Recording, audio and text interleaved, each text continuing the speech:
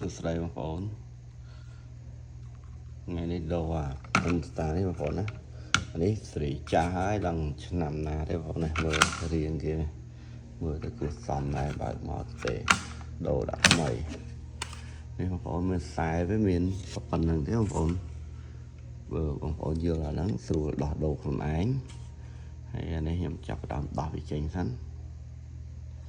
ឡូវខ្ញុំបញ្យល់ខ្សែបន្តិចសិនបងប្អូនណាខ្សែ W ពណ៌សនេះ W នេះអានឹងខ្សែ heat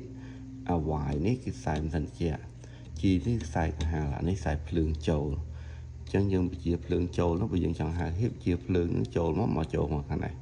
ហើយបើសិនជាយើងចង់ហៅសិនជាយើងបញ្ជាភ្លើងអាពីរហ្នឹងភ្លើងហ្នឹងណាចូលមកយើងហៅសិនជាមកព្រោះយើងបញ្ជាភ្លើងចង់បើកតឹងកង្ហាលទេយើងបើកតឹងកង្ហាលខាងនេះហើយដល់ពេល system វាដឹងរបៀប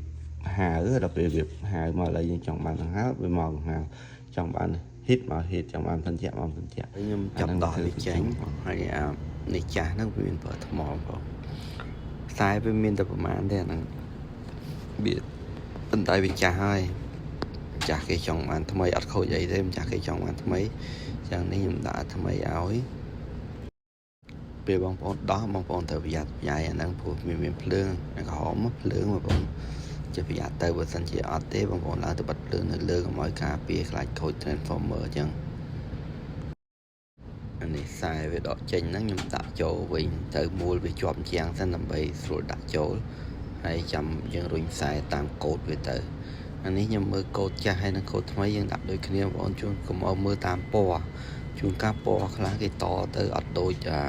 កូដហ្នឹងទេអញ្ចឹងទៅបងប្អូនទៅចាំមួយណានៅខាងណាអញ្ចឹងឥឡូវអានេះខ្ញុំហើយប៉ុន្តែខ្ញុំមានបញ្ហាមួយគឺខ្សែហ្នឹងអត់មានម៉ាស់មកទេវាមានតែភ្លើងភ្លើងខ្សែក្រហមអញ្ចឹងទៅហើយនឹងតឺម៉ូស្តាថ្មីហ្នឹងវាមានប្រដាប់ដាក់ថ្មទេអញ្ចឹងត្រូវប្រើភ្លើងមកពី unit វិញហើយនេះបងប្អូនមើលអាគូតថ្មីហ្នឹងវាអត់មានសម្រាប់ដាក់ថ្មទេអញ្ចឹងទៅយើងដាក់អញ្ចឹងវាអត់មានភ្លើងចូលអញ្ចឹងខ្ញុំទាញខ្សែម៉ាស់មួយទៀតពណ៌ខៀវហ្នឹងយកដាក់ដើម្បី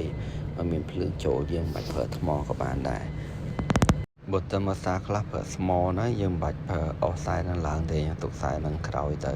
អានេះគេតឲ្យអស់ហើយបងប្អូនគ្រាន់តែយើងទាញយកមកប្រើព្រោះយើងអត់ប្រើវាយើងទុកវាទៅក្នុងវិញទៅអញ្ចឹងទៅ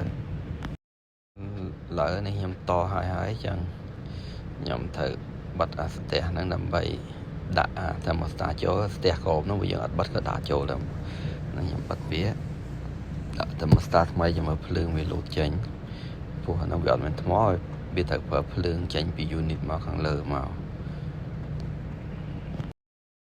ឥឡូវវាចាប់ផ្ដើមចេញភ្លើងបងប្អូននេះមានភ្លើងប៉ុណ្ណឹងហើយដល់តែលើម្ចាស់គេ set up ទៀតទេអរគុណច្រើនបងប្អូនកុំភ្លេចជួយ like ជួយ share វីដេអូនេះបងប្អូនជម្រាបលាបាយបាយ